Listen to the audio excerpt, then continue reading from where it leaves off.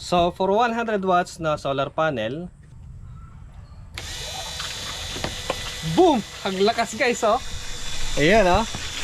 Oh, for 200 watts. Diba?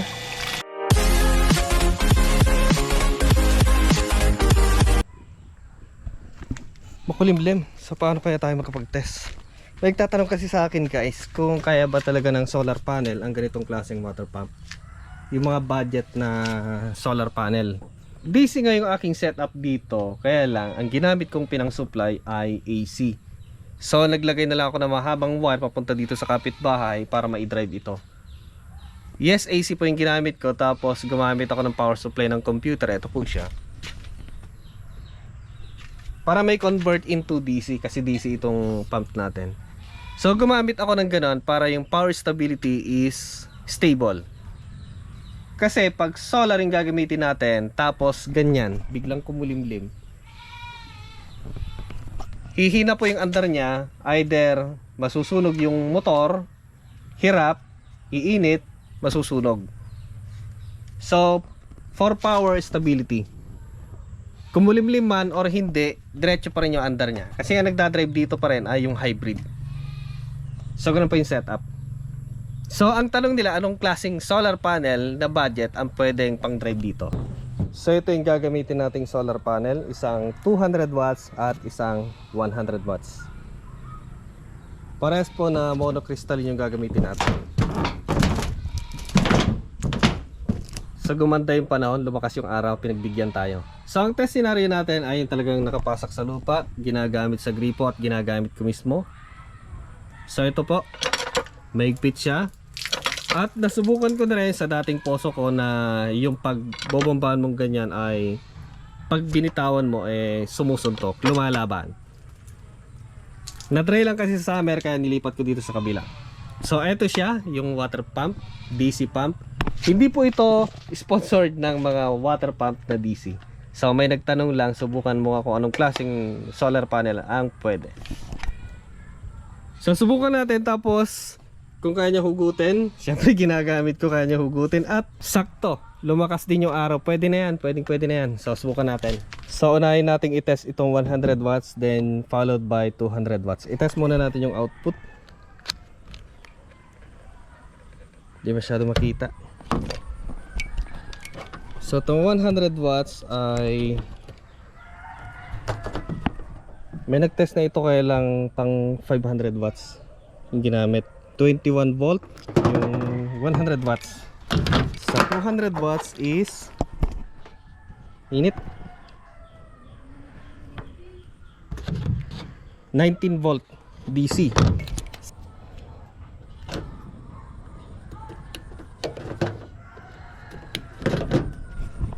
$100 watts muna. Subukan natin. Saksak natin. So for 100 watts na solar panel, ayan, actual na po ito. May nakita akong nag-actual nito, kaya lang sa timba, batya. So relax na relax. Ayan, oh. So 100 watts. Hanggang sa patak-patak lang siya, oh.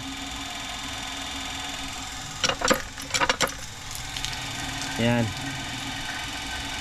So hindi na natin kailangang ipasak yung kanyang output kasi nga wala oh. Bagal. So i-check natin yung magiging output niya. So hanggang 4 volt, 5 volt na lang yung inabot niya. Yung 100 watts na solar panel. Try natin sa 200 watts para mabilis tayo. Tanggalin muna natin.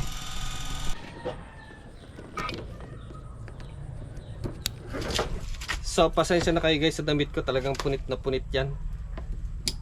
Ayan. So for 200 watts, subukan natin kung kaya niya. Medyo makulimlim pa, oh. Boom! Ang lakas guys, oh. Ayan, oh. Oh, for 200 watts.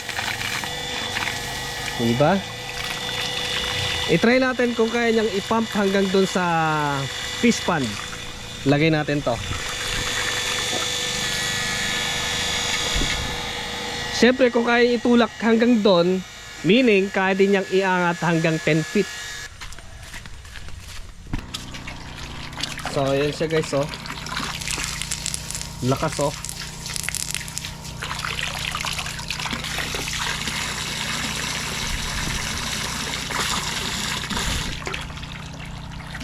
Try natin itaas kung magbabago. Ayan, oh. Medyo mas mataas kasi itong location ko kaysa doon sa gripo. So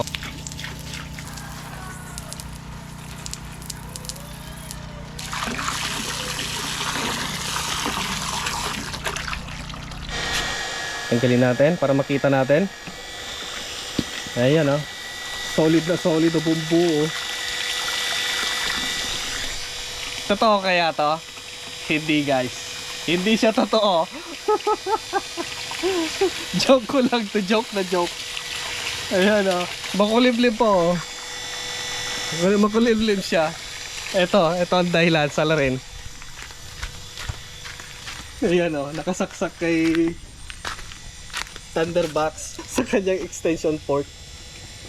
Ayan.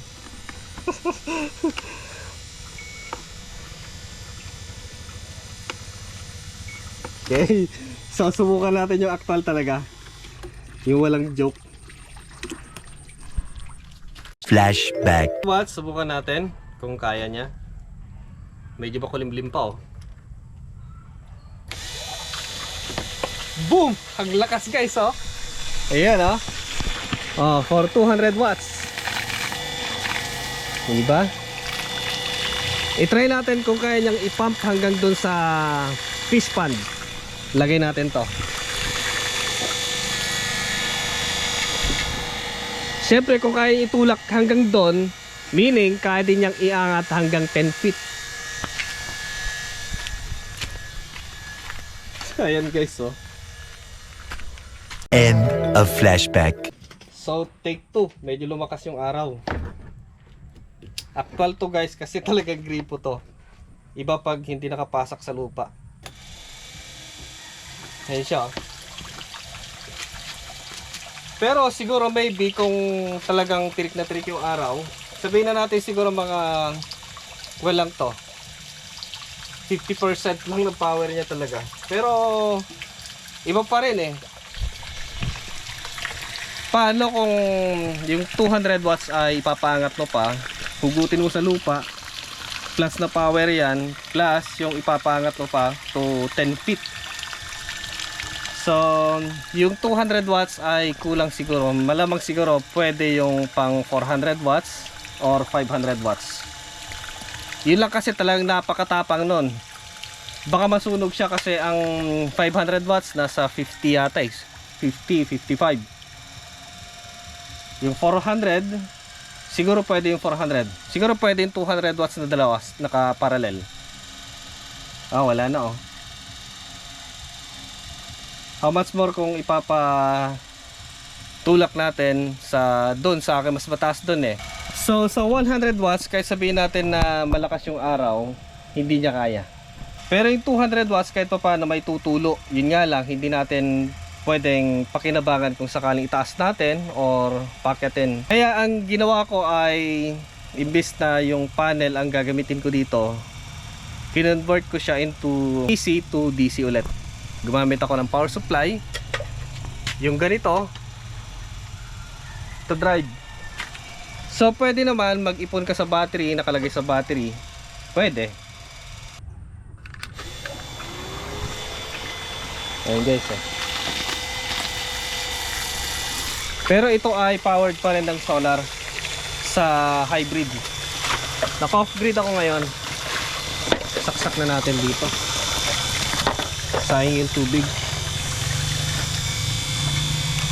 Ayun, oh, hindi pala nagbago. Ginamitan ko na lang ng SMPS yung power supply ng computer. Mas stable yung kanyang supply.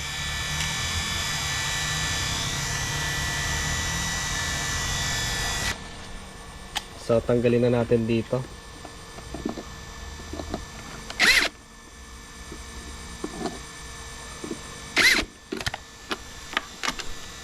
So sa mga wala pang ganitong klaseng power station ni Thunderbox Lite 300, Yan. Sandata natin kapag may bagyo, may ulan, may unos.